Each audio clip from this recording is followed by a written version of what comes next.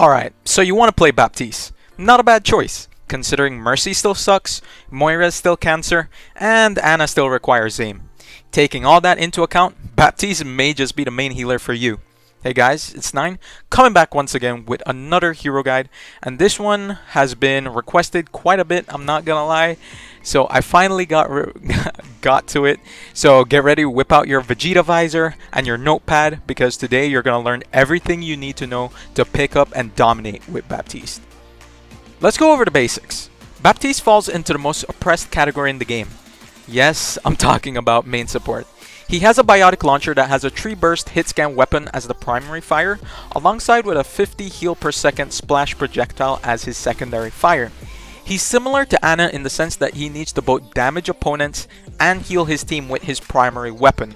I would suggest that as the main healer of the team, you just mostly stick to healing while incorporating shots from your primary weapon when necessary, of course.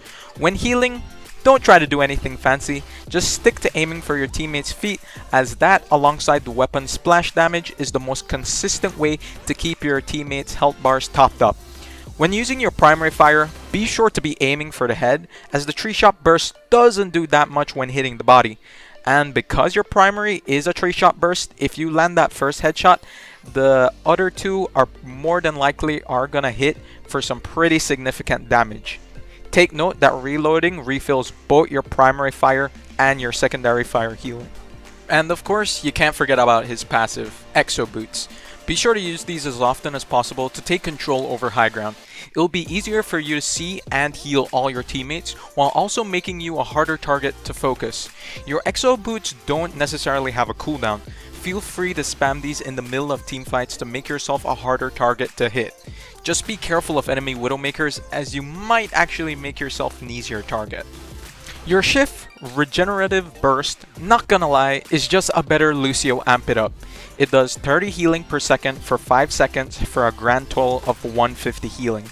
Take note that this is the only way Baptiste can heal himself, and it is on a 13-second cooldown.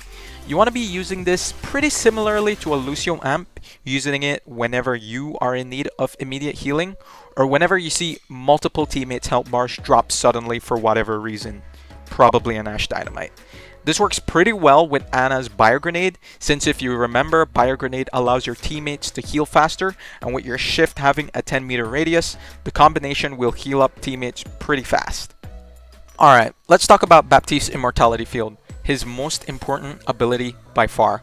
Immortal Field is a hockey disc that allows you and any teammates to not take any damage that will lower your health beyond 20%, which will make you, in a sense, immortal for its duration. Your best uses for your field will always be to negate enemy ultimates such as Graviton, Earth Shatter, Dragon Strike, Diva Bomb, and much more. Timing is key. You never want to throw out your field early if you suspect that the enemy has a huge damage ultimate like the ones previously mentioned.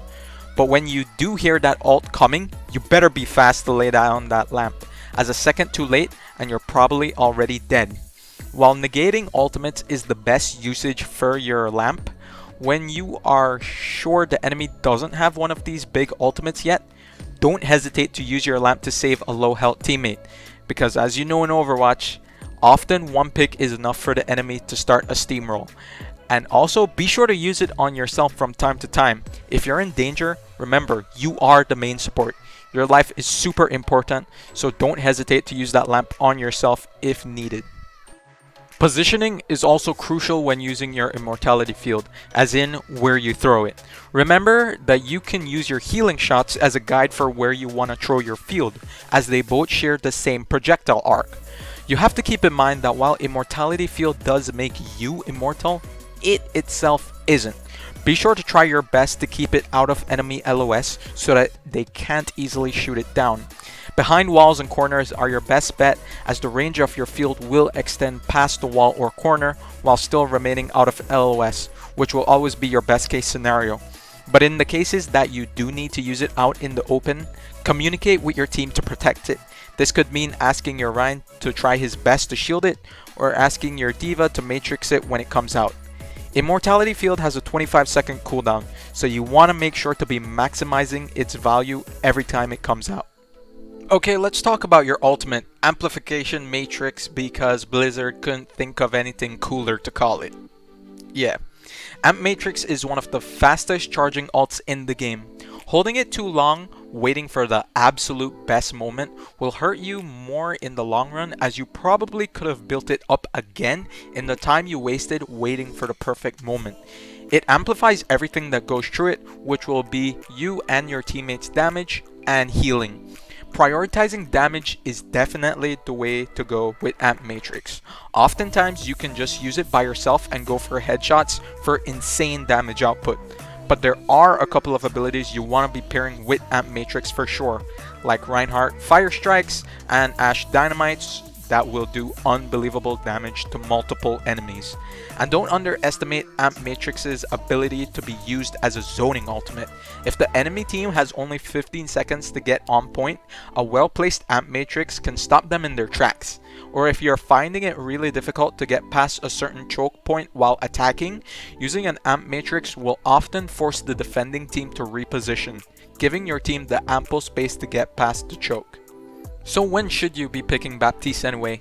He definitely excels in any sort of bastion bunker composition.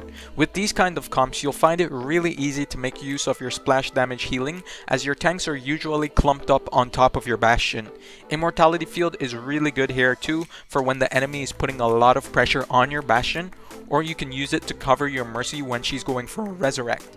If not playing in a bunker comp, he best pairs with Zenyatta, as you will be the main heals while Zen will be putting out a ton of damage.